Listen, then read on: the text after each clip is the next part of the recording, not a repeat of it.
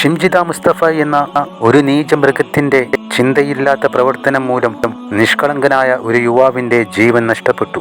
ഈ കരുണയില്ലാത്ത സ്ത്രീക്ക് ഇതിൽ എന്ത് നഷ്ടമാണുണ്ടായത്? നഷ്ടം മുഴുവൻ ഒരു ജോലിയോ ജീവിക്കുവാൻ മറ്റു മാർഗമോ ഇല്ലാത്ത ദീപകിന്റെ അച്ഛനും അമ്മയ്ക്കും ആകെയുള്ള ഒരു പൊന്നുമോൾക്കും. ഇത് ഒരിക്കലും നികത്താനാകാത്ത നഷ്ടം. ഒരിക്കലും താൻ ചെയ്യാത്ത കുറ്റത്തിന്റെ പേരിൽ തന്നെ സാമൂഹ്യ മാധ്യമത്തിൽ വേട്ടയാടുന്നത് കണ്ടപ്പോൾ താൻ ഇതുവരെ ഉണ്ടാക്കിയ സൽപ്പേര് നിമിഷങ്ങൾക്കകം നശിച്ചു പോകുന്നത് കണ്ടപ്പോൾ അതൊരിക്കലും ആ യുവാവിന് സഹിക്കാനാവുന്നതിലും അപ്പുറമായിരുന്നു.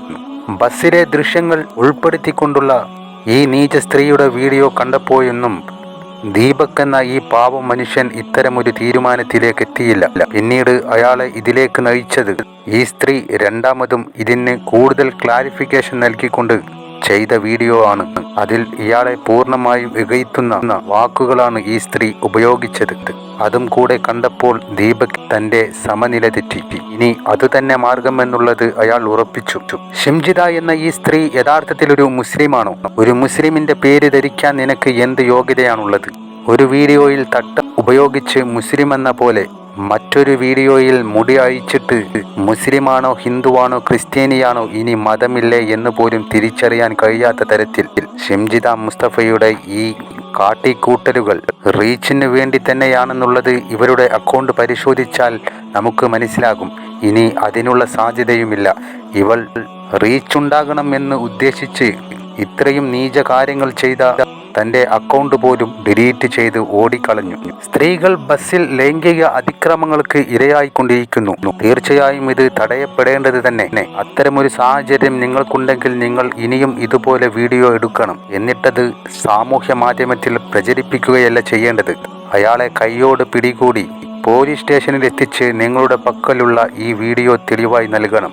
അങ്ങനെ ശിക്ഷ ലഭിച്ചാൽ പിന്നെ അയാൾക്ക് ഇത്തരം പ്രവർത്തനം ചെയ്യുവാനുള്ള ധൈര്യമുണ്ടാകില്ലല്ലോ. പിന്നെ എന്തിനു വേണ്ടിയാണ് സാമൂഹ്യ മാധ്യമത്തിൽ ഒരാളെ കരിവാരി തേച്ച് അയാളുടെ ജീവനും ജീവിതവും അവസാനിപ്പിക്കേണ്ട സാഹചര്യം ഉണ്ടാക്കി നൽകുന്നത്?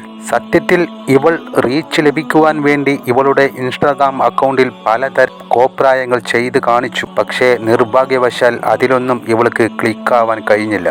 അപ്പോൾ അവൾ ഇപ്പോൾ ട്രെൻഡിങ്ങിലുള്ള ഈ വിഷയം ചെയ്യാം എന്നുള്ള ഉദ്ദേശത്തോടു കൂടി തന്നെയാണ് ബസ്സിൽ കയറിയത് എന്ന് ഇവളുടെ ആ വീഡിയോ കണ്ട ഏവർക്കും മനസ്സിലാകും. പക്ഷേ നീ ചെയ്തത് ഒരിക്കലും മാപ്പർഹിക്കാത്ത ഒരു തെറ്റ് തന്നെ. തീർച്ചയായും ഇവളെ നിയമത്തിന്റെ മുമ്പിൽ കൊണ്ടുവരണം. അതിനുള്ള നടപടികൾ തുടങ്ങിക്കഴിഞ്ഞു.